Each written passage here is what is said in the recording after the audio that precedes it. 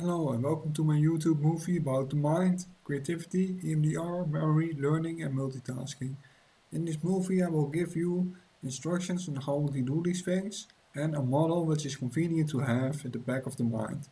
So without further ado, this is the model. So what do we see here? Well, first off we see the senses. See, hear, touch, smell and taste. They go into the sensory register. For seeing it will stay for about 1 second and for hearing about 5 seconds. From there it will go into the working memory through encoding and reversal and attention. Attention is also very important. What does this mean? It will pass in from the sensory register to the working memories if you pay attention to something, if you practice something, reversal, and through repetition. So something appears a lot, your attention is also drawn to that. So the working memory. The working memory consists out of 7 chunks. So this is 9 to 5 chunks and average is 7. So this you can have 2 or 1 more of these. There are 2 things more about 2 things to the initiative of the working memory. The auditive loop, the visual sketchpad. The auditive loop is your inner voice, your inner dialogue, which you can practice conversation, use it for reason, logic, all sorts of things. It's your inner mind. You don't really hear a voice, you know that this voice is in your head. So next is the visual sketchpad. It would also be one of these chunks. Visual sketchpad is what you use your mind's eye. It's what you use for imagination. When you imagine things in front of you which are not there, you use the visual sketchpad. So, what did I say earlier? The working memory consists out of 7 chunks on average, with minus 1 or 2, so 5 to 7 chunks. And what are chunks? Chunks are packs of data, like something in language or something like a picture. And these chunks are values encoded into one value. So, for an example, when you have a car and an arrow, you can remember an arrow through the front window of the car. And when you do so, you can remember it better because you have made a connection between 2 packs of data, 2 chunks, and you chunk them together into a new chunk. The arrow is gone through the window of the car. So this is easier to remember because you only have to remember one thing instead of 2. This image is only one thing. And you create connections, which is also very important. So from here it will go into long-term memory, and I will talk more about how this is done later. So we'll go into explicit memory or implicit memory or explicit memory. Implicit memory is procedural, planning, conditioning, skeletal muscle and emotional response. And explicit is episodic memory. And episodic memory is the personal story, so the story about yourself, your personal memories. And it's clustered around I. It's all about the me. It's clustered around the me. So this is the episodic memory, your personal memories, your personal experience too. It's also what experience is something registered in the episodic memory. And then you have the semantic memory. The semantic memory is all your facts knowledge about the world and your worldview in a sense. This is clear and factual, and it's going also based on association. So I can talk more about those associations. You have different methodologies which you can use to remember something. And one of these methodologies I want to talk about. The other methodologies I talk about in another YouTube movie. But one of these methodologies is called the chain method. You see, I demonstrated it earlier with the arrow and the car. If you want to remember those, then you can make a combination. And this combination is something you remember better. It also works with things like numbers, like you can remember 1 and a 2, or you can remember 12. 12 is more easy to remember because you only have to remember one thing, and it's a combination of things. And these combinations we see are extremely important in remembering things. So it's not really the things per se that we remember, it's the connections between them.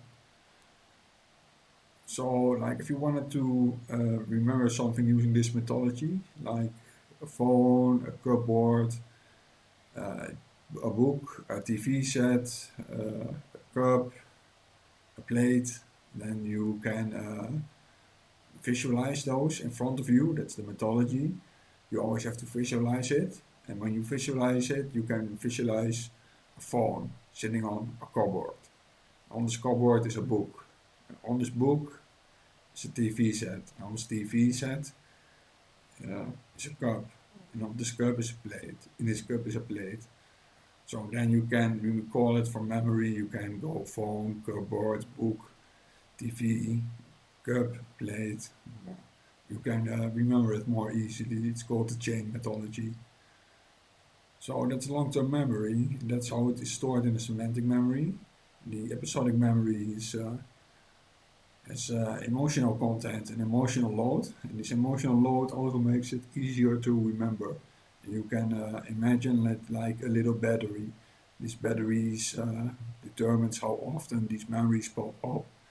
And if you have a memory which is bothering you, pops up too often, and it has like this huge emotional content, which is is one of the key mechanics in it popping up. You can change the emotional content with something with a therapy called EMDR.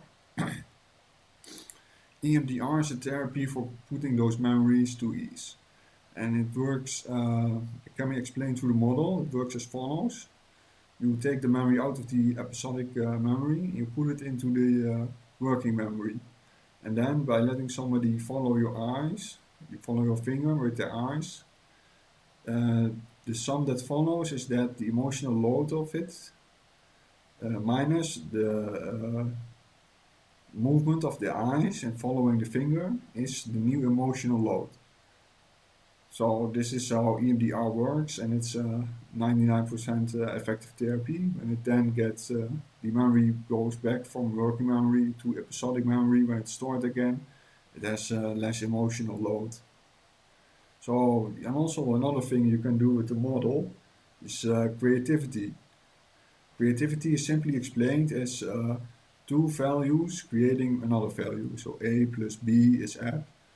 This means that if you have two values, you can use those to create a new value. Like you can put something from the semantic memory and like an arrow, which we discussed previously, and you can put it into the working memory. Now, when you put it into the working memory, you can combine it with something you observe. It's another source of information. So you can observe in this movie a beard. So you could put those two pieces of information together, like a beard shaped with little arrowheads, like my own beard. So that's creativity. Another thing I like to talk about, and also the last thing, is multitasking. What happens when you multitask? So you can only multitask two automated tasks. You can normally only focus on one task and then perform the task using your focus, your consciousness. And then you do this task a long time, you can do it subconsciously, it becomes automated. Now, if you have two automated jobs, you can do them at the same time.